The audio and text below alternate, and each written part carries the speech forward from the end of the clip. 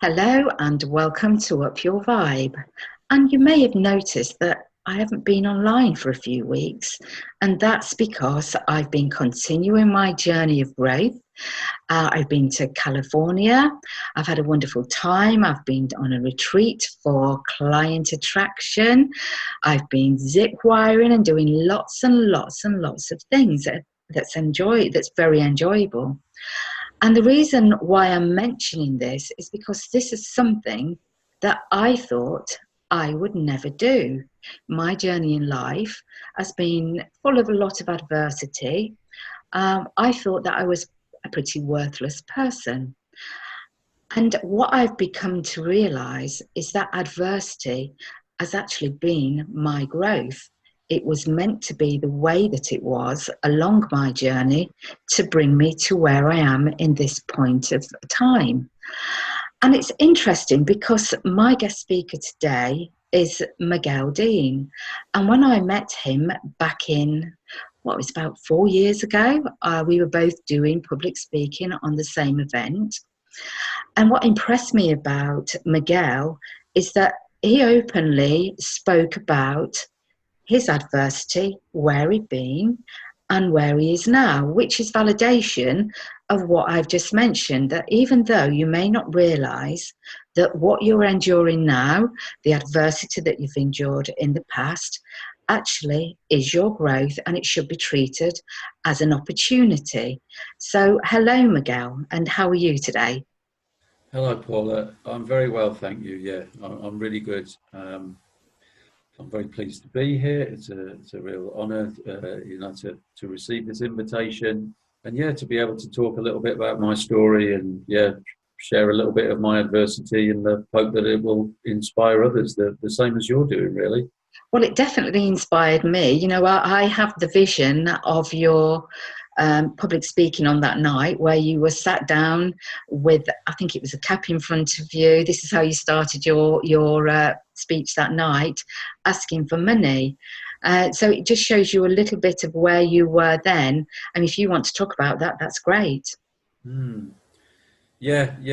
used to start a few of my talks in that way, just saying, can you spare a little change? Because I did spend a bit of time homeless on the streets, begging for money, asking passers-by for money.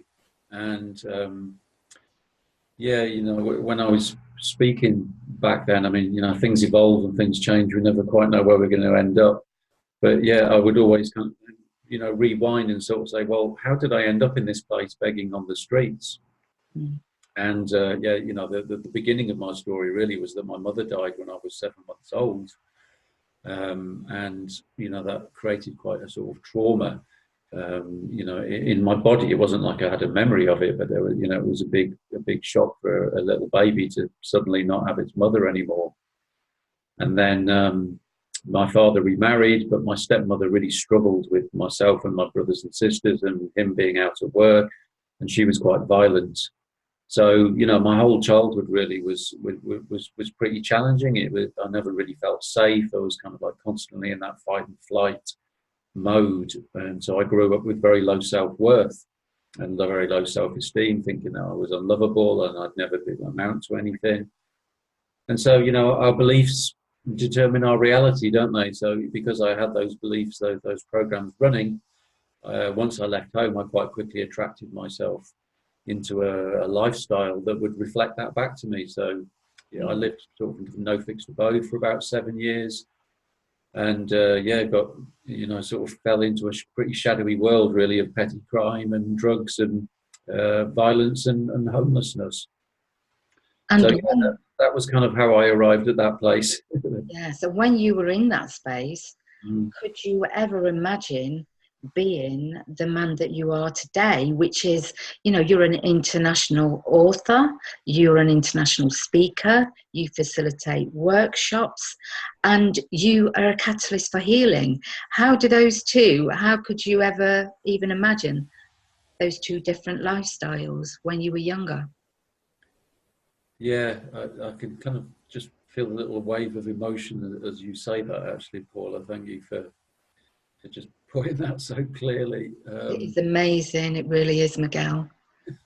But at that time, you could never believe that all of that adversity would lead you onto the journey that you are now. And it's really important that people who are in that sort of space right now can see that they are at the journey where they're supposed to be to get them to where they are going.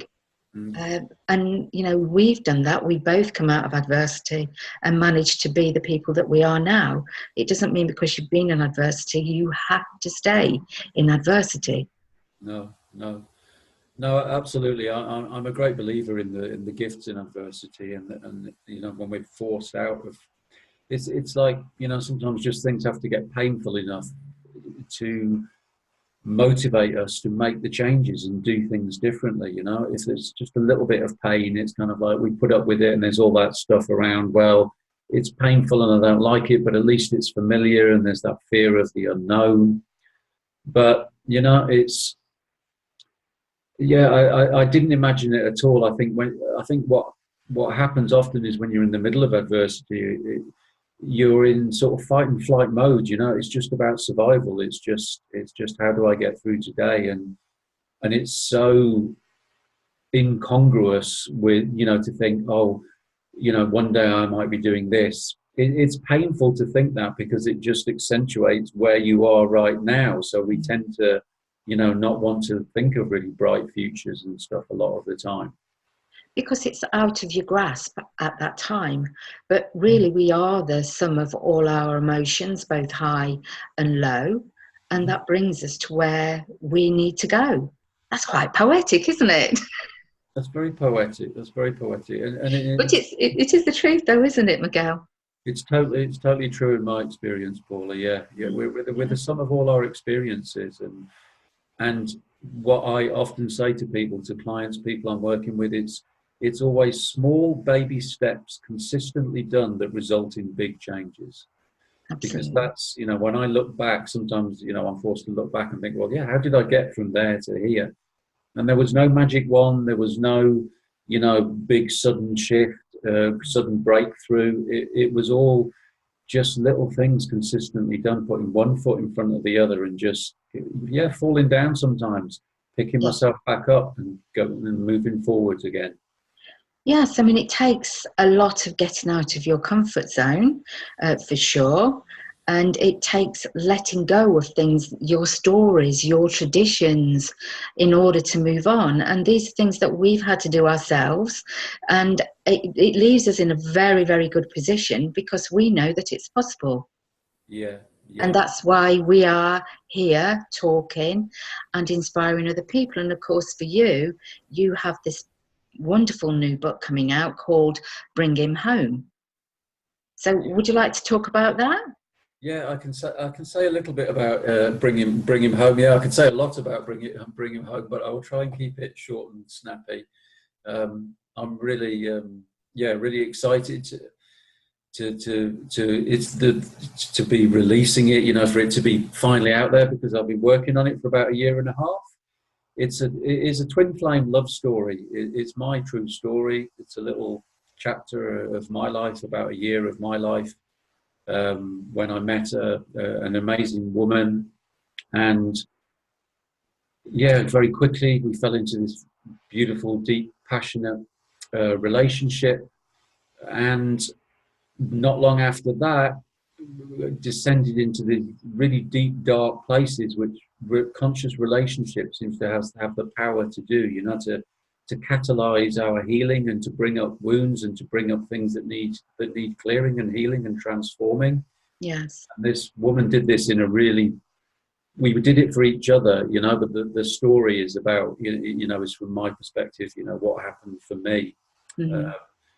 This dance that we had of just such bliss and strong attraction and beauty and passion, and taken also to some incredibly dark places where there was kind of trauma release episodes that happened for me, just going right back to when I was 7 months old. the magic that happened through the love of this woman, through me putting my sword in the ground and saying, I'm going to heal this, I'm going to sort this old wound out once and for all. Life said, okay, well, let's do the work then. And, and it all came up. So it was this really powerful story of, how we navigated that territory. We sort of ran away in fear and came back together, and the adventures that we had, and all the sort of magical, spiritual kind of strange happenings that that happened along the way to facilitate that. Yes. That healing and that growth. Yeah. And that was meant to be, you two twin flames were meant to meet, go on the journey that you did, have the experience that you did, release the traumas in order for you to grow and develop to the person that you've become now. But the audience listening may not know what twin flames are. Could you explain what twin flames are? Okay, yeah, that's a good point, Paula, yeah. So I've read different stuff about twin flames, but for me, the simple explanation of a twin flame is that it's somebody that when you meet them, there's a deeper, stronger, there's just this really powerful attraction, and you're perfectly designed to complement each other in healing each other's wounds and entering a whole new paradigm, a whole new place of love that is beyond, our normal ideas of what romantic love and sort of conventional love is all about. So there's a catalytic element to it, and there's a healing element to it, and there's the opportunity to sort of transcend human love and experience divine love in that divine union of the masculine and feminine. Gosh, that sounds absolutely amazing. I'm not sure that I've ever experienced that myself. It sounds even deeper than unconditional love. Yeah. I've not thought of it like that, Paula, but yeah, it is really unconditional love is certainly a big, a big part of it. Is that we sort of go that journey of conditional love, unconditional love, but then there's the opening out into this, divine love, really, this alchemical union. Because you see, I think a lot of people think that there are two levels. Because every human being has the potential for twin flame alchemy within themselves. We have this masculine, feminine energy within ourselves, which is perhaps best depicted as the yin-yang symbol. Yes. Sort of complementary opposites. And my experience is that our partner, our romantic partner, our lover in life is kind of a reflection of where we are on that internal alchemy. So if we have a very wounded masculine aspect of ourselves, we will attract very wounded men into our lives. And that's not necessarily a bad thing. It's just a mirror so that we can see the work that we need to do. And as we heal the wound with masculine wound within ourselves, yes, the man in one's life would transform as well.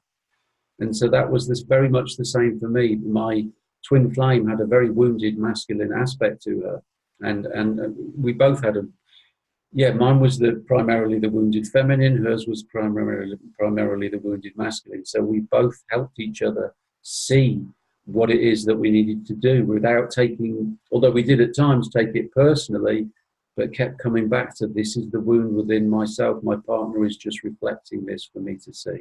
Yes, and unfortunately, this is something that people don't get a grasp on very easily.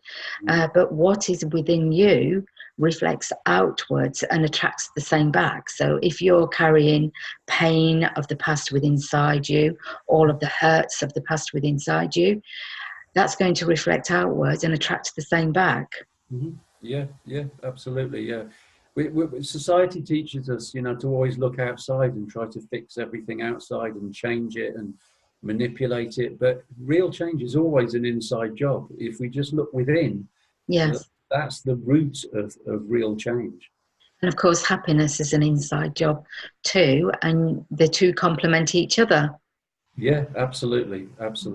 It is amazing, you know, because this is not the education that you get in school, but actually it should be the education that you get in school. Yeah, yeah. We, yeah. Don't get me going on about the education system.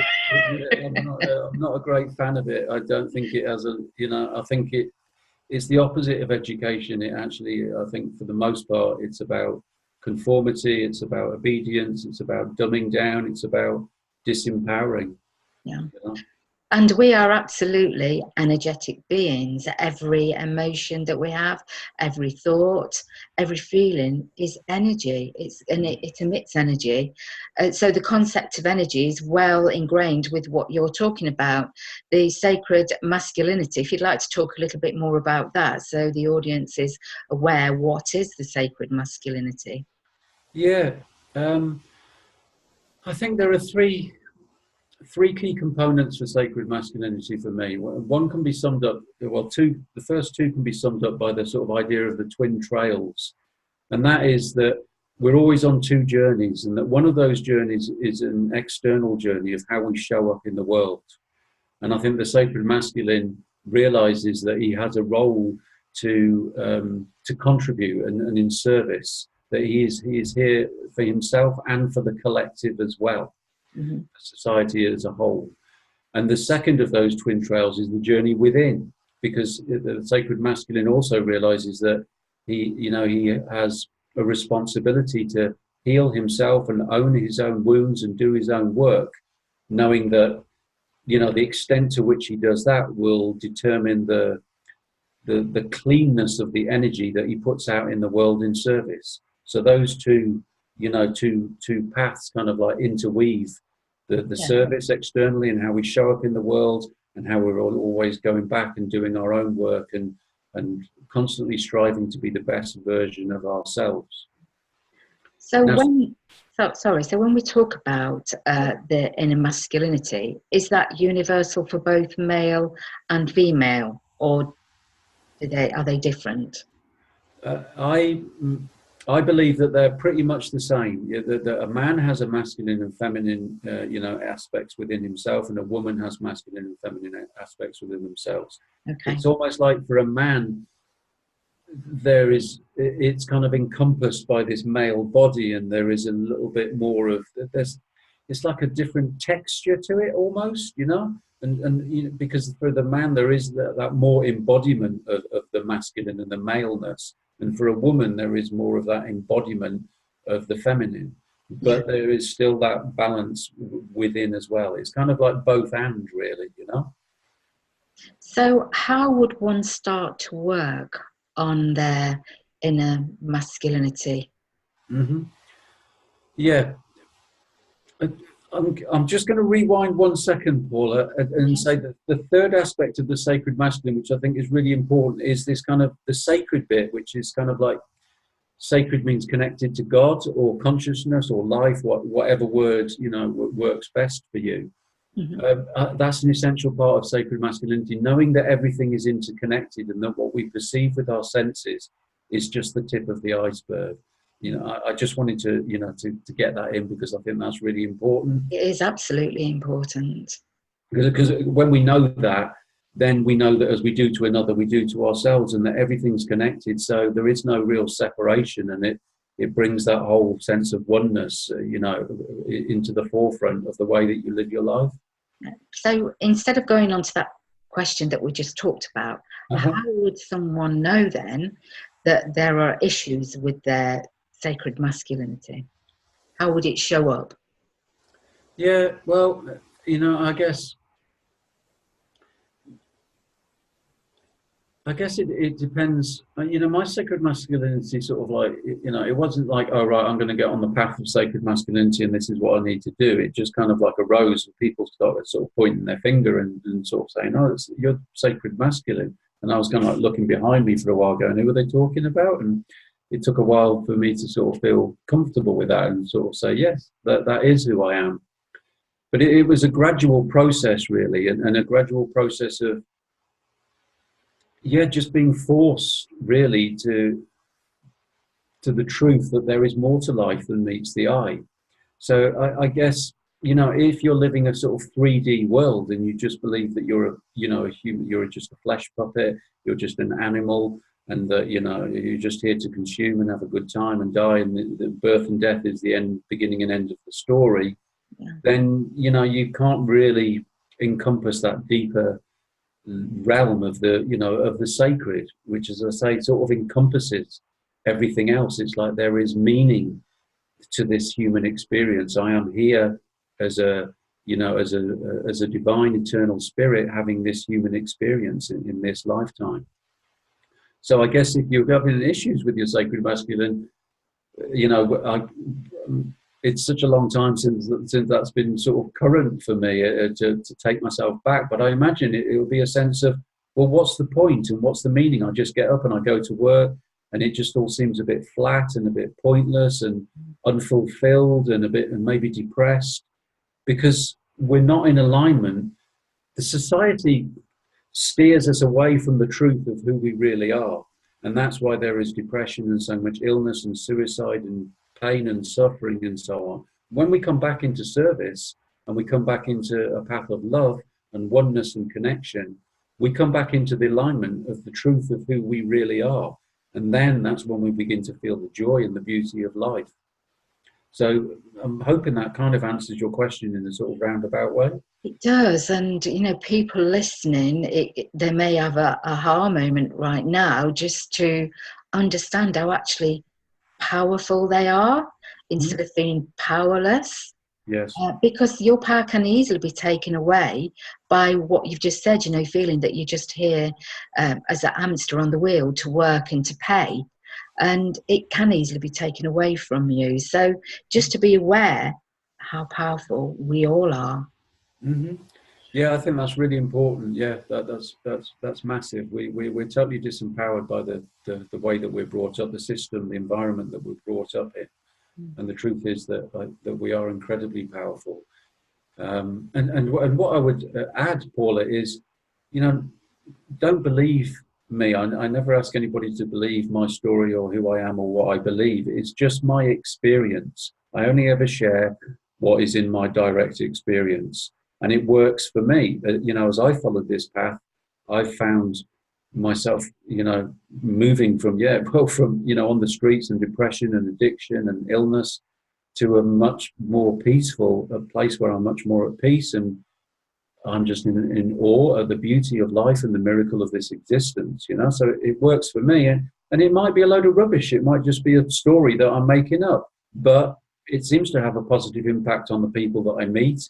And it works for me, I might die and it might just be blackness for eternity. And the whole thing about, being an eternal spirit might have been a load of rubbish, but it doesn't really matter to me. It's okay. It works for now.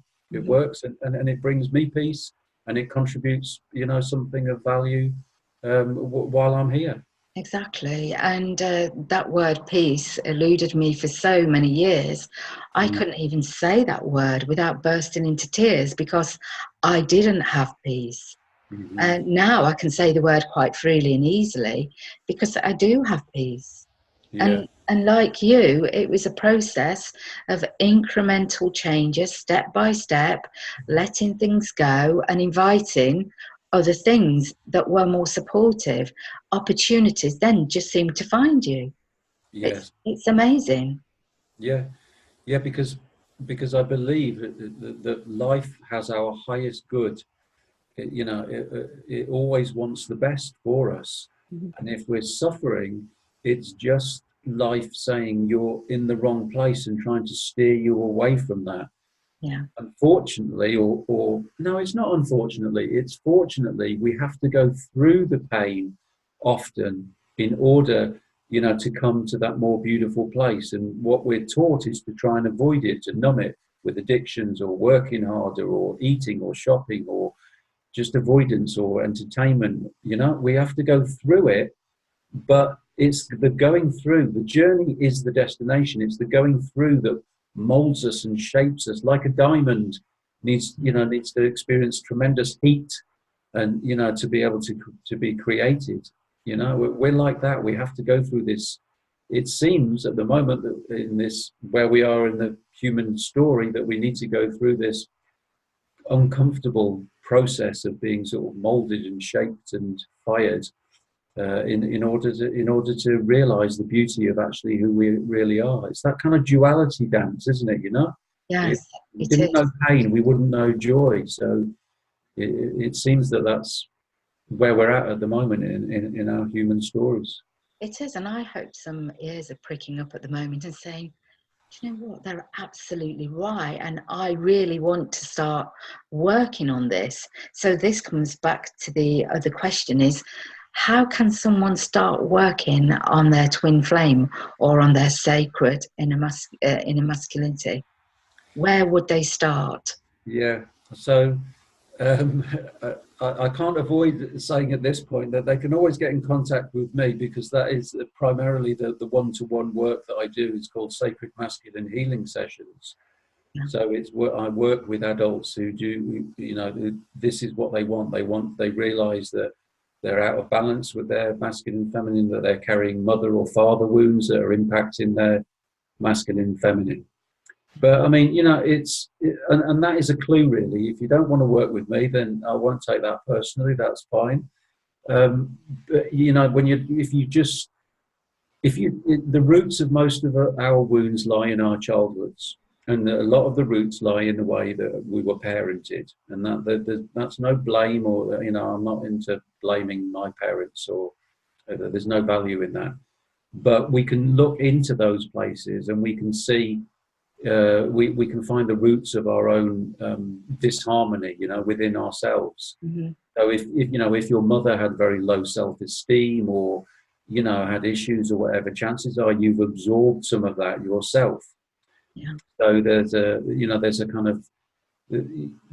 clarity that can come from them. Or sometimes you go the opposite way. If your parents were one way, you'll swing to the opposite extreme.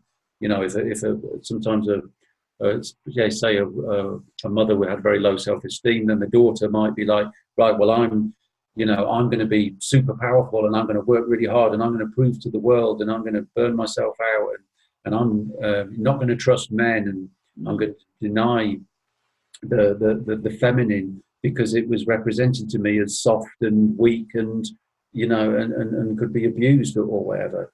Yes. So the roots often lie in our parenting. Just as you're saying all of that, I've got all these visions flashing before me about what happened in my childhood. Mm-hmm. And I grew up hating my mother and blaming her for all the things that went wrong in my life. Mm. And now I actually honour my mother, because she made me who I am. And there is no doubt in my mind that I chose to come to this life as a female, even though it's not what my mother wanted. I chose to come to this life with my mum and dad, and I chose to take the lessons that they taught me to become who I am. So now I honour both my mum and my dad. And I know that you're a firm believer of this, in honouring where you've come from. Yeah, absolutely. If you struggle with maybe the honouring comes later.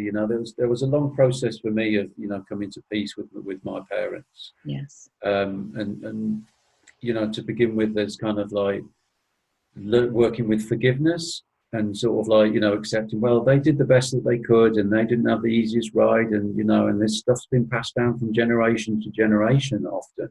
Yes. So there's that kind of forgiveness, and then there's the sort of coming to the point where, well, actually, they did a really good job of showing me how not to do it, how not to be, so I can be grateful for that. And then we go beyond to well, actually, there's nothing to forgive, because I wouldn't be the man that I am today if I hadn't had those experiences. So that then turns to gratitude. I'm just grateful for all of it. It doesn't mean I want to go back and relive it, because there was a lot of pain involved, but I just trust that it was, life decided that was what I needed, or that was what I chose, in order for the evolution of my soul, in order to prepare me to do the work that I am now doing in life. Yes, and probably at this moment, some people are shouting and raging, saying, how can I ever forgive them for the way they treated me? It took me 60 years to come to that point. Yeah. And, you know, if you can help anybody do that in much less time, to come to that acceptance, because it is the route to your inner peace and to your inner calmness. Yeah. It is the balance that they are waiting to accept, should they take up the challenge to accept it. And it is a challenge. It has been a massive challenge for you and for myself to go through this journey and to say, okay, I'm honouring my past now because it's brought me to here. And it takes a lot of courage to do that. Mm-hmm. It's the only, as far as I'm aware, it's the only way that you can achieve peace. You know, if you want peace, then you have to be at peace with the whole story and the whole. It's like honor your story, but don't get lost in it. You know, because I also believe that we are beyond our stories. We are more than our stories, but our stories have happened for a reason. Absolutely. And you talk about having the ability to fast track healing and the wounds. How would you be able to fast track someone through this process? Because like I said, for me it was 60 years, and my hope is that people can do this in much less time. So fast tracking it would be amazing. Well, there seems to be you know, when I look at my clients and look at case studies and what's worked, or there seems to be a catalytic energy that comes through me. You know, because there is this degree of union of the masculine and feminine within me. Sometimes strange, you know, stuff happens, but generally people just have insights very quickly. You know, that we'll have a session, and then afterwards, you know, in between that session and the next session, all sorts of awareness and memories and old blocked stuff will start coming to the surface, so they can see, you know, it comes from the unconscious into the conscious, and that's, once it's in the conscious, then when we shed the light on it, we can begin seeing it and working with it. Yeah. But there's that catalytic energy, and I tend to have a kind of, I do this a bit of a sort of buzzard thing where I can see from a high perspective, and my vision is very highly tuned, that I can see very quickly. They're talking about the leaves on the tree that, you know, that's not very healthy, and straight away I can see the roots and the causes, and I can help them understand where that's arising from. Don't focus on, you know, polishing the leaves. Let's go to the roots. You know, let's go to the roots and let's do the healing there. And that, you know, through holding space and through being somebody feels, in order to heal, I think the primary ingredient is for people to feel safe and to trust the person that they're working with. And so I hold a very safe, sacred space where people can show up exactly as they are. And so this old stuff tends to surface, and they can just be authentic and be real and begin to take the masks off, you know, that they've been forced to wear or hide behind, and be themselves. And I guess I share quite a lot of my own story, my own experiences and my own practices and my own tools and what has helped me. It's not like when I work with people, I'm the therapist and you're the client. It's like we're two human beings here, and there's an exchange of energy, and I honor you, you know, in your journey, and I totally honor that I'm a work in progress, and in working with you, you're also helping me as well, because, you know, the truth is we're all living different versions of the same story, you know. Yes, we are, absolutely. So if someone wanted to contact you, I am going to leave all your details, so you don't need to read them out. Thank you. But what would they expect, say, on the first appointment? How would you start fast tracking these people to come to who they really are? Yeah. I think it's important to say that everybody will evolve and heal at the pace that is right for them. I know our society is really big on speed and fast, and, you know, and we want to get things done. But everything has to take its own time. You know, you can't pull a flower out of the ground. It has to grow organically at the pace that it needs to grow, and that will be dependent on the sunshine and the conditions and, you know, what's best for the flower. Yes. So I don't want anybody to think that, they can have a couple of sessions and be totally healed. There needs to be a deep commitment to doing the work, and it will happen at a pace that is optimum for them. Because, I know in my own example, if I released all the trauma that I had trapped inside me, too quickly, I would probably be in a mental hospital or something now. Because, it's just what our bodies will release and heal at the pace that they need to. But if they have an initial session with me, the initial session that people can book on my website is always a half an hour consultation. It's kind of a fusion of coaching and counseling and mentoring. It's a speaking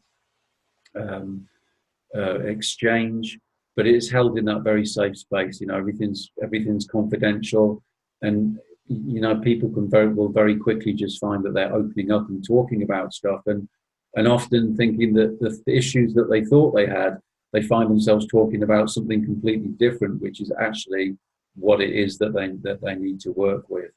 Yes, I mean, some people are not aware of why they feel the way that they feel, or behave the way that they behave, because they're not aware of the triggers or their blueprint that they've developed from childhood. So it's really important that, as you said, this is unfolded step by step, and even if they're not aware of it, it doesn't matter, because you can still change. Yes, yeah. What they're not aware of, they will become aware of once they've had a few sessions with me. Yeah. And So do you work person to person, or do you work remotely as well?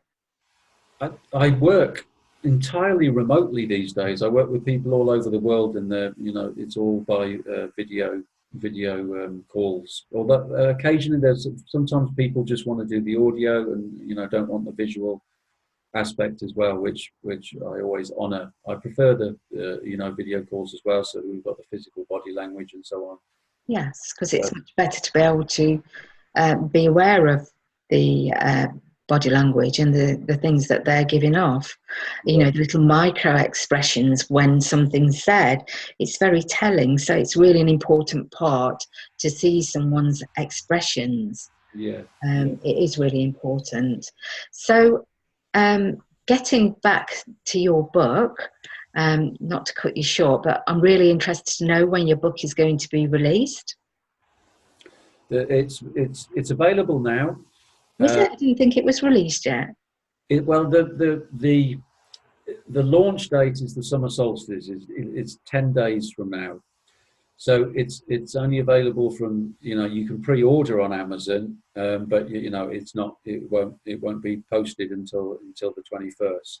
Mm-hmm. I have some of my own copies, which I'm sending out. If people order them from me, if they want their personalised signed copy, then they can do that through my website, and I'm sending those copies out now. Brilliant. So and there's an ebook version as well, on Amazon if people want that. Yeah, and in terms of stepping stones, because that was a book that really inspired me, and I gave it to my son as well, because it sort of brought the realization that it doesn't matter where you are in life, you can take each step at a time to improve your situation and to become somebody who you like. Yes. Because most people, if you ask them if they like themselves, they don't even want to look in the mirror at themselves. They actually dislike themselves intensely. So if they're giving off this energy that I don't like myself, I don't love myself, it's difficult for anybody to feel love for them. And that to me was a real stepping stone approach to find that love for yourself. Yeah. It's pretty rare for people to actually really know this, but it should be just stuff that's taught in schools, is that you can only love another to the extent to which you love yourself. It's always that inside job, it's always about who we are and learning to love and accept and honor ourselves. And because often life, the things that have happened to us when we were growing up in our formative years, and this strange dysfunctional society of separation and fear and disconnection, it teaches us, you know, that we're not lovable, or that, you know, that we shouldn't honor ourselves and so on. That it's you know, there's a lot of stuff. It's almost like selfish, you know. You don't be so selfish. Stop thinking of yourself. And it's like, yeah, there can be you know, things. People can be selfish, but it gets mixed up with self-care, you know, and self-care and self-love. It's that, you know, the airline metaphor works great, isn't it? It's like, put your own gas mask on first. You have to honor yourself. If you don't put your own gas mask on, you can't help anybody else. Yes, yes. Yeah. I did that myself. You know, I decided I'd come to a point in my life, and it was when I hit my 60th birthday. And I realized that, you know, I'd given so much to everybody else. I was so miserable in my life. And I just said one day, okay, I am going to put myself first now. I am going to find the life I want for myself.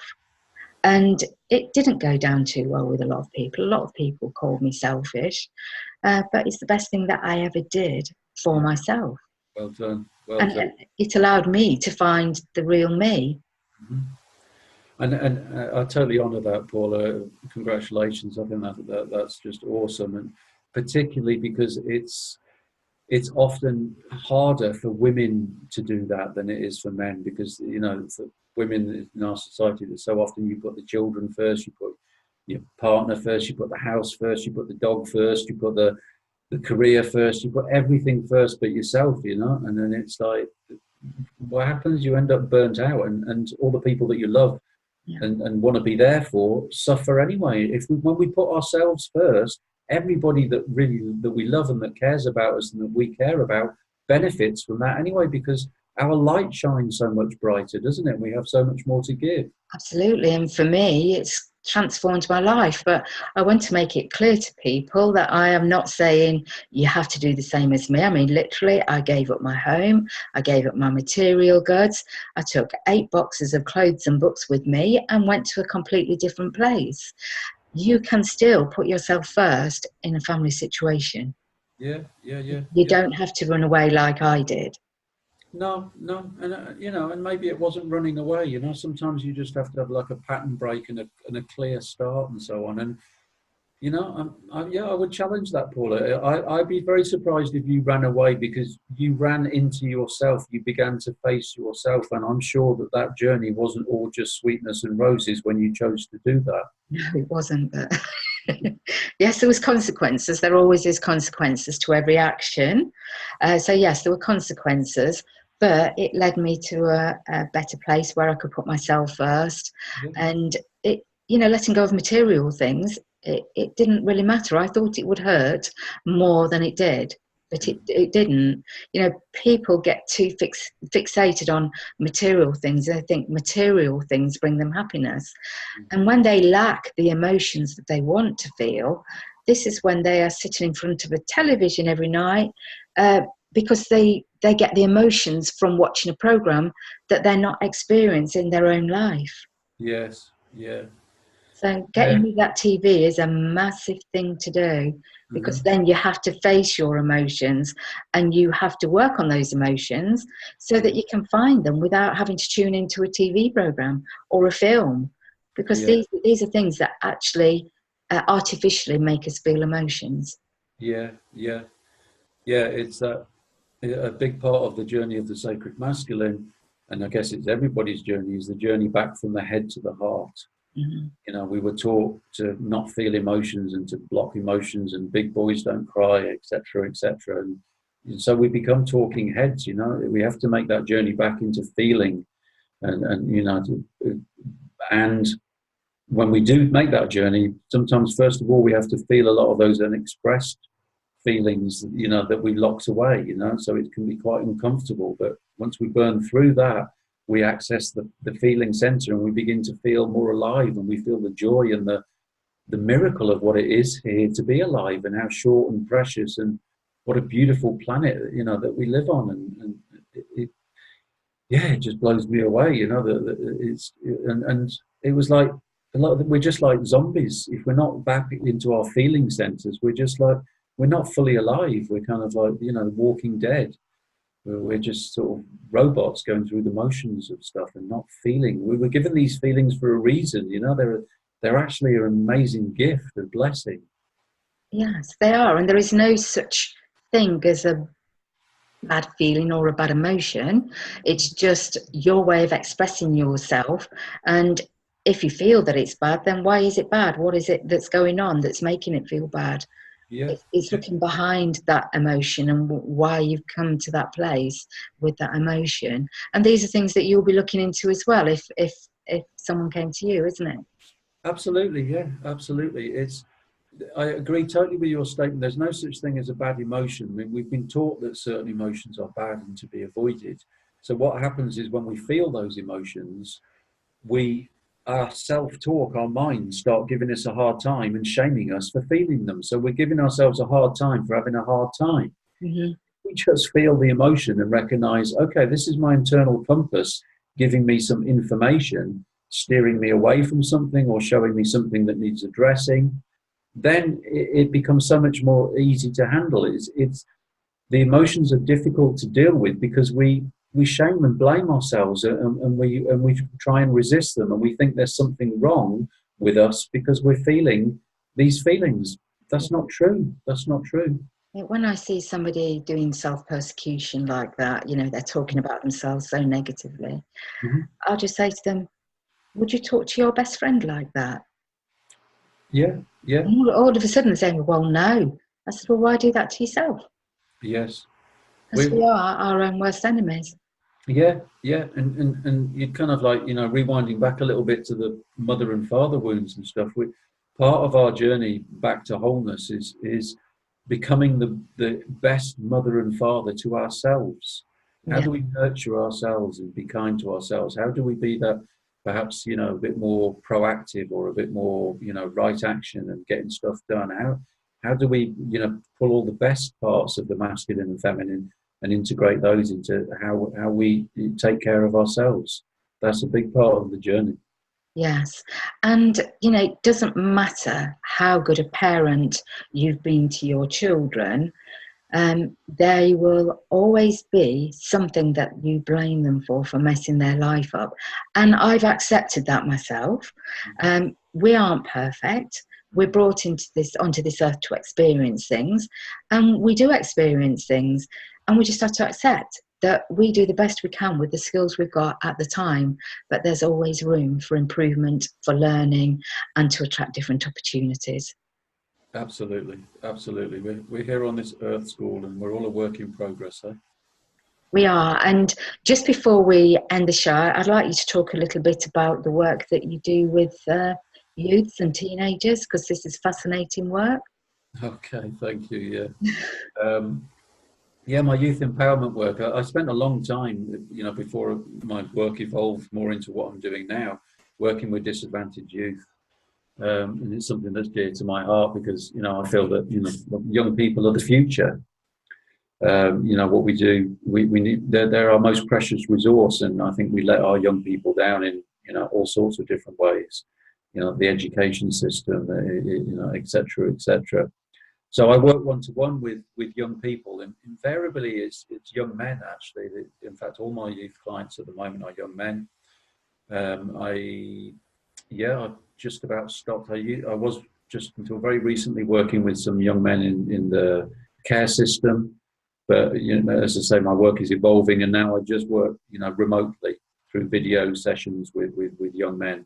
Sometimes they're young men that are on the autistic spectrum, that just struggling with what it is, how to fit in and how to be a man. Because there's no guidance for our young men of what it is to be a man. There's no rites of passage or initiation into manhood anymore in our society. So I work with them, mentoring.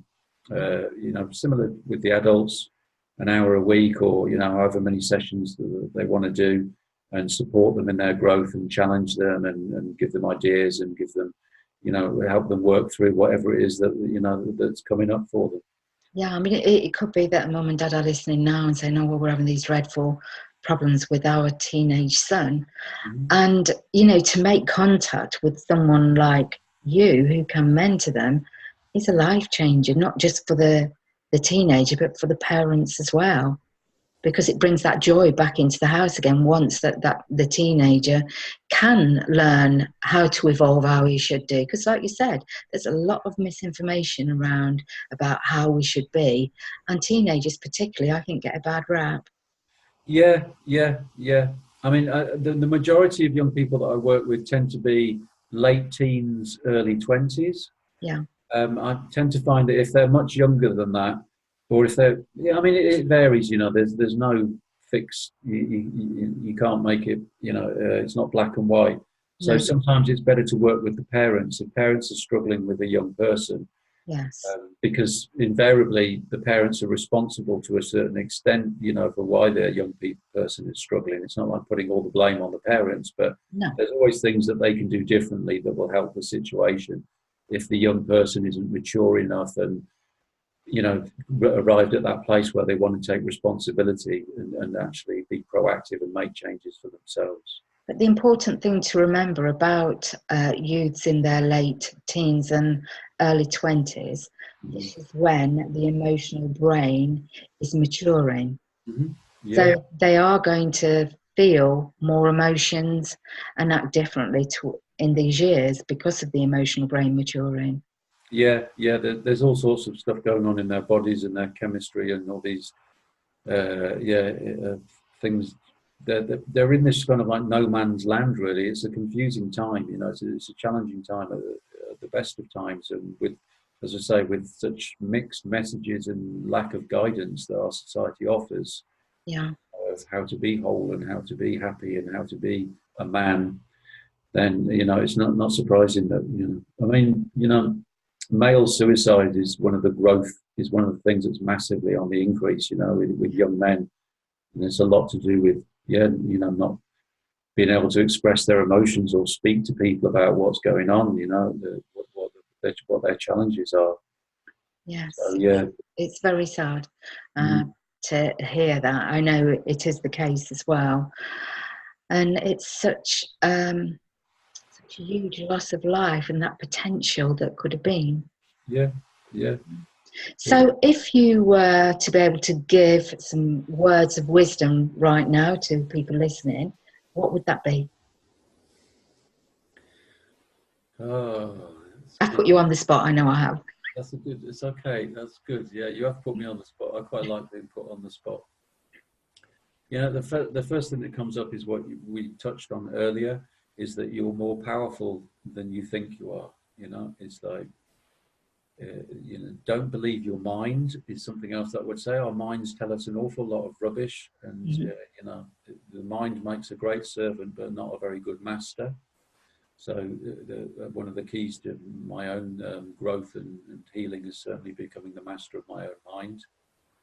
And the last thing which is we've already touched on as well, which I'll just reiterate, that, you know, big changes happen as a result of small things consistently done.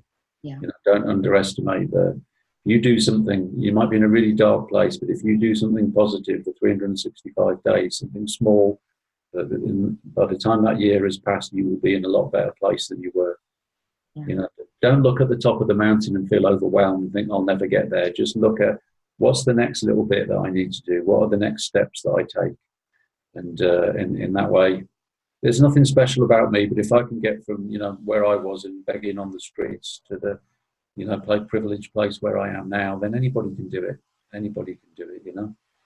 Yeah, we're all very capable of you know, improving ourselves, improving our self-care, and getting to love ourselves even more. Yes. And that is the key. It's learning to love yourself. Mm-hmm. For, you know, we're not perfect. We know we're not perfect, but we should still love ourselves whether we're perfect or not. We can never be perfect. So Yeah, absolutely, yeah. it's been Self-love. absolutely marvellous having you on the show, Miguel, and thank you so much. And I will put all your links on for anyone who would wish to contact you, and the link for your book as well. And I wish you huge success with your book, and I'm sure it will give lots of power to the people who wish to read it. Thank you. Yeah, that's my intention, for it to sow seeds of hope, and, you know, a new way of relating, and a new way of, you know, deeper love between man and woman. I think we've sown some seeds today as well. Yeah, I think we might have done. Yeah, thank you so much for this opportunity to do some sewing, Paula. You're most welcome. Thank you very much, Miguel. All right, bye-bye for now. Bye.